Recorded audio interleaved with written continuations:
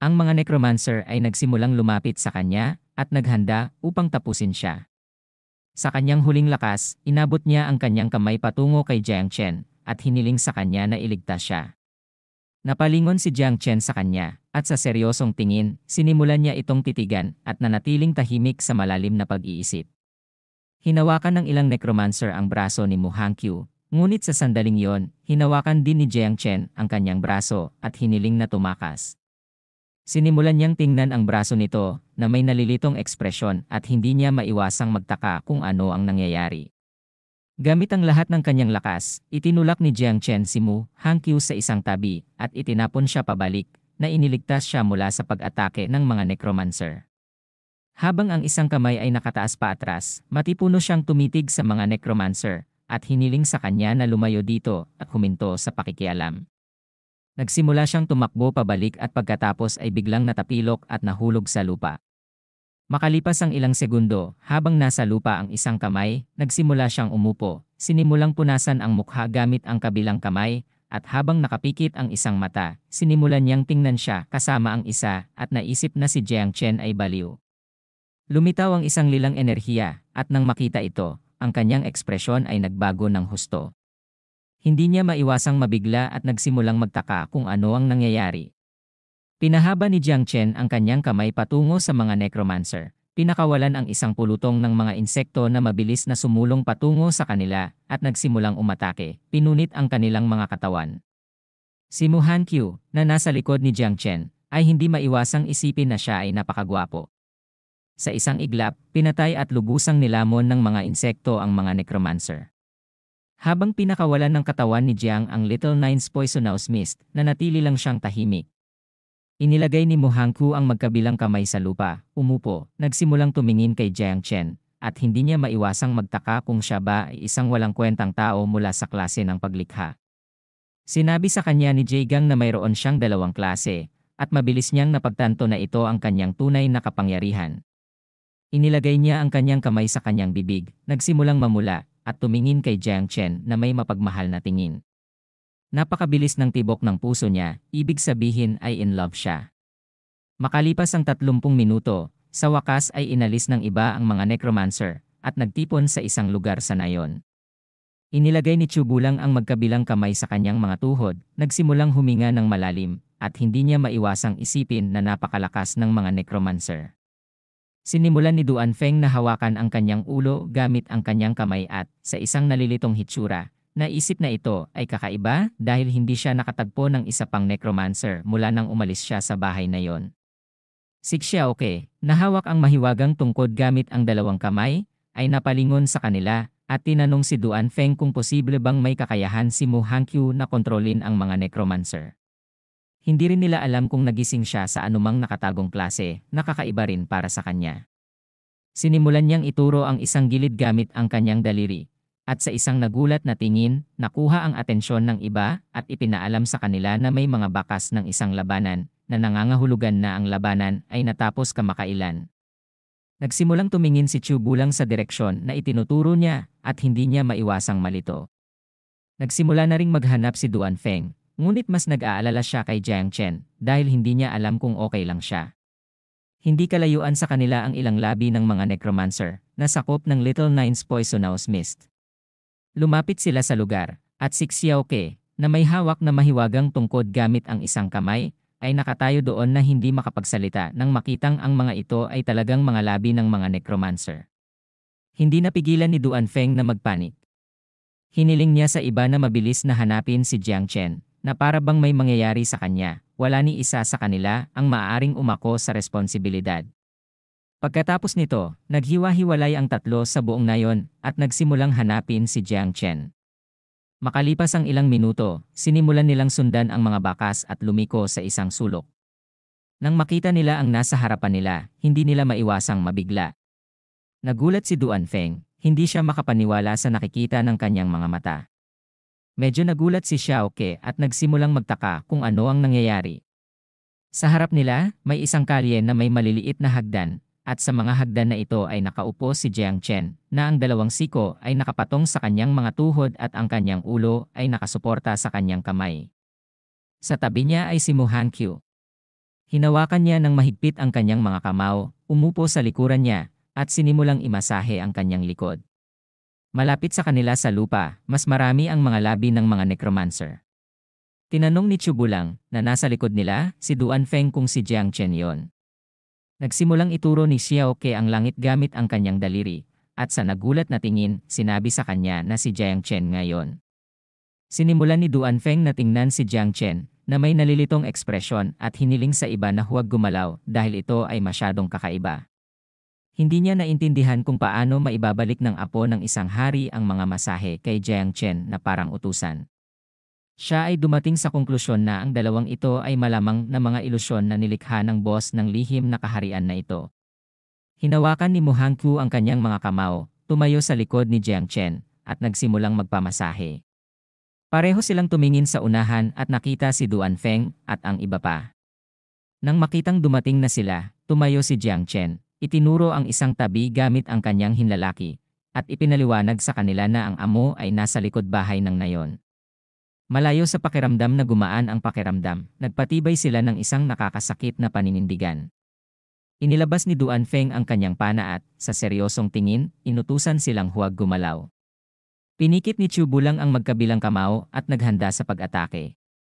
Mahigpit na hinawakan ni Xiao Ke ang mahiwagang tungkod, tinitigan si Jiang Chen, at hiniling sa kanya na sagutin ang tanong na itatanong muna nila. Nang marinig ito, hindi napigilan ni Jiang Chen at Mu Hangqiu na medyo nalilito. Tumayo siya, pumuesto sa harap niya, ipinatong ang kanyang mga kamay sa gilid, tumingin sa kanila ng may malubhang tingin, at sinabi sa kanila na kung gusto nilang saktan si Jiang Chen, kailangan muna nilang tapakan ang kanyang bangkay. Nagsimula siyang tumingin sa kanya na may nalilitong hitsura at hindi niya maiwasang magtaka kung ano ang kanyang ginagawa at kung bakit siya kumikilos sa ganitong paraan. Inilagay ni Jiang Chen ang kanyang kamay sa kanyang mukha. Itinulak siya sa isang tabi. Tumayo sa harap niya, ipinikit ang kanyang mga mata, inilagay ang kabilang kamay sa kanyang dibdib, at may ngiti, ipinaliwanag kay Duan Feng na alam niya ang kanilang iniisip. Inihayag niya sa lahat na hindi siya halimaw, medyo may charm pa siya. Hindi sila sumagot, at nang makita ito, sinabi niya sa kanila na ang kanilang amo ay pinangalan ng Jigang at si Tita Tang ay nagluto ng napakahusay. Lumapit sa kanya si Xiao Ke, inilagay ang dalawang kamay sa kanyang dibdib, at tinanong kung siya ay nasugatan. Sinimulan niyang hawakan ang kanyang ulo gamit ang kanyang kamay, ipinikit ang kanyang mga mata, at nagsimulang ngumiti. Hindi napigilan ni Chubulang na gumaan ang pakiramdam nang makitang si Jiang Chen talaga siya at hindi nasaktan. Sa kabilang banda, medyo nalilito si Duan Feng. Si Mu Hangqiu, na nagtatago sa likod ni Jiang Chen, ay hinawakan ang kanyang balabal gamit ang isang kamay at, habang namumula na parang kamatis, hiniling sa iba na huwag magalit sa kanya dahil masunurin lang siya. Ibinaling ni Jiang Chen ang kanyang ulo sa kanya, at, sa galit na tingin, hiniling sa kanya na sabihin ang totoo at itigil ang pagsisinungaling. Nang marinig ito, medyo nagulat si Xiao Ke na hindi niya ito inaasahan mula sa kanya. Nagsimulang ngumiti si Duan Feng at naisip na talagang may kakayahan siyang sakupin ang mga babae. Nagsimula na ring ngumiti si Chubulang at naisip na wala na siyang pag-asa. Si Jiang Chen ay nagsimulang makaramdam ng labis na pagkabalisa at, sa isang sigaw, sinabi sa kanila na ito ay sapat na. Tinanong din niya kung ayaw nilang talunin ang amo. Bilang tugon, ang iba ay nagsimulang ngumiti at baguhin ang paksa sa pamamagitan ng pagsasabi ng o. Maya-maya, dumating sila sa likod bahay ng nayon. Sa determinadong hitsura, si Jiang Chen ay nagbigay ng malakas na sipa sa pinto habang ang iba ay nanatiling tahimik. Binuksan nila ang pinto at nagsimulang pumasok sa likod bahay. Sa harap nila ay nakatayo ang amo ng lihim na kaharian na ito, na higante at may nakamamatay na tingin. Bahagyang ibinaba nito ang ulo nito at nagsimulang tumitig ng maayos kay Jiang Chen. Lumitaw ang isang window ng system at ipinaalam sa lahat na ang boss na ito ay tinawag na Dead Spirit Leader, may ranggo ng boss, at nasa level 4 na po. Itinaas ni Jiang Chen ang kanyang ulo at nagsimulang tumitig sa amo, tahimik na nag-iisip. Nagsimulang tumingin ang lahat sa amo at hindi maiwasang mabigla. Sa seryoso at determinadong hitsura, ibinunyag sa kanila ni Duan Feng na ito ang level 4 na po boss. Hiniling din niya sa kanila na mag-ingat dahil maakit muna niya ang atensyon nito. Inatasan niya si Mu Hangqiu ng tungkuling protektahan si Jiang Chen.